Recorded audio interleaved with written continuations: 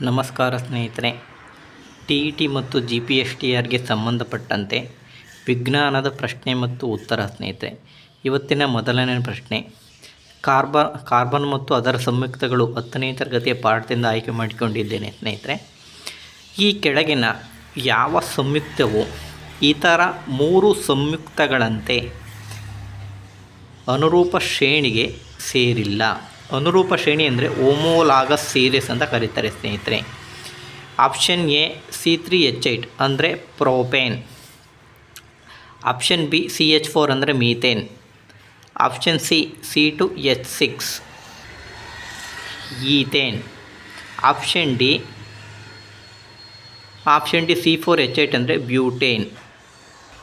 ಬ್ಯೂಟೀನ್ ಆಗುತ್ತೆ. ಸ್ನೇಹಿತರೆ, ನೋಡೋಣ ಬನ್ನಿ. ಸ್ನೇಹಿತರೆ, ಈ ಒಂದು ಪ್ರಶ್ನೆಗೆ ಸರಿಯಾದಂಥ ಉತ್ತರ. ಸ್ನೇಹಿತರೆ, ಮೊದಲು ನಾವು ಈ ಆಲ್ಕೈನ್ನ ಸಾಮಾನ್ಯ ಸೂತ್ರ ನಮಗೆ ಗೊತ್ತಿರಬೇಕು. ಸ್ನೇಹಿತರೆ, ಇದರಲ್ಲಿ ಈಗ ಆಲ್ಕೈನ್ನ ಸಾಮಾನ್ಯ ಸೂತ್ರ CnH2n+2.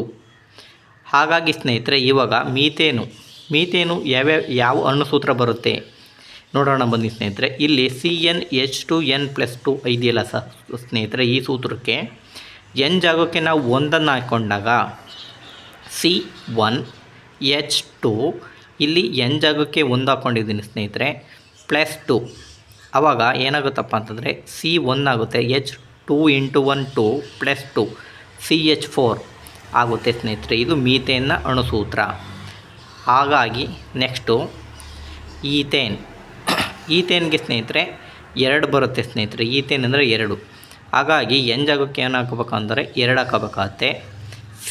ಸಿ n ಜಾಗಕ್ಕೆ 2 ಹಾಕ್ಕೊಂಡಿದ್ದೀನಿ, H2 × 2 +2 C2H2 × 2 4 +2 ಆವಾಗ C2H6 ಆಗುತ್ತೆ. ಸ್ನೇಹಿತರೆ, ಇದನ್ನು ಈಥೇನ್ ಅಂತ ಕರಿತೀವಿ. ಸ್ನೇಹಿತರೆ, ಅದೇ ರೀತಿ 3 ಬರಬೇಕು ಅಂತಂದರೆ ಪ್ರೋಪೇನ್ ಅಂತ ಕರಿತೀವಿ. ಸ್ನೇಹಿತರೆ, ಹಾಗಾಗಿ ಇಲ್ಲಿ n ಜಾಗಕ್ಕೆ 3 ಹಾಕ್ಕೊಂಡಿದ್ದೀನಿ ಸ್ನೇಹಿತರೆ, H2 × n ಜಾಗಕ್ಕೆ 3 +2 C3H2 × 3 6 +2 6 + 2 8 C3H8.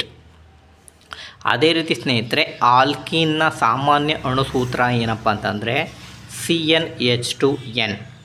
ಇಲ್ಲಿ n ಜಾಗಕ್ಕೆ 1 ಹಾಕ್ಕೊಂಡಾಗ C1H2 × 1 2 ಆವಾಗ CH2 ಆಗುತ್ತೆ. ಸ್ನೇಹಿತರೆ, ಇದು ಮೀಥೇನ್. ಆವಾಗ ನೆಕ್ಸ್ಟು ಈಥೀನ್, ಇದು ಈಥೀನ್. ಇಲ್ಲಿ n ಜಾಗಕ್ಕೆ ಏನು ಹಾಕ್ಕೊಂಡಿದ್ದೇನೆ, 2 ಹಾಕ್ಕೊಂಡಿದ್ದೇನೆ, H2 × n ಜಾಗಕ್ಕೆ 2 × 2 4 C2H4 ಇದು ಮೀಥೀನ್ ಆಗುತ್ತೆ. ಸ್ನೇಹಿತರೆ, ಅದೇ ರೀತಿ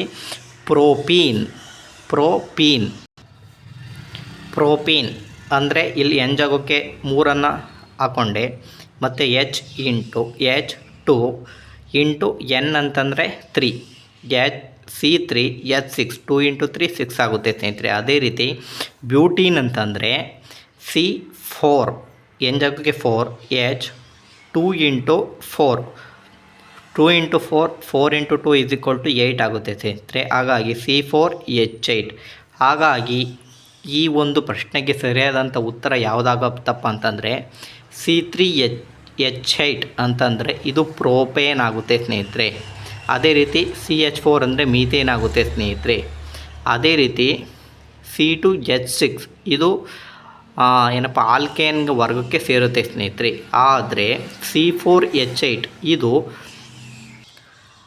ಆಲ್ಕಿನ್ ವರ್ಗಕ್ಕೆ ಸೇರುತ್ತೆ. ಹಾಗಾಗಿ ಈ ಒಂದು ಆಪ್ಷನ್ ಡಿ ಸರಿಯಾದಂಥ ಉತ್ತರ. ಯಾಕಪ್ಪ ಅಂತಂದರೆ ಈ ವರ್ಗನೇ ಬೇರೆ, ಇದು ಆಲ್ಕಿನ್ ಆಗುತ್ತೆ. ಸ್ನೇಹಿತರೆ, ಇದು ಆಲ್ಕೇನ್. C2H6 ಅಂತಂದರೆ ಈಥೇನ್, ಇದು ಮೀಥೇನ್, ಇದು ಪ್ರೋಪೇನ್. ಈ ವಿಡಿಯೋ ಸ್ನೇಹಿತರೆ ಇಷ್ಟ ಆದರೆ ಲೈಕ್ ಮಾಡಿರಿ, ಶೇರ್ ಮಾಡಿ, ಸಬ್ಸ್ಕ್ರೈಬ್ ಮಾಡಿರಿ. ಸ್ನೇಹಿತರೆ, ಕಾಮೆಂಟ್ ಮಾಡಿ. ಧನ್ಯವಾದಗಳು.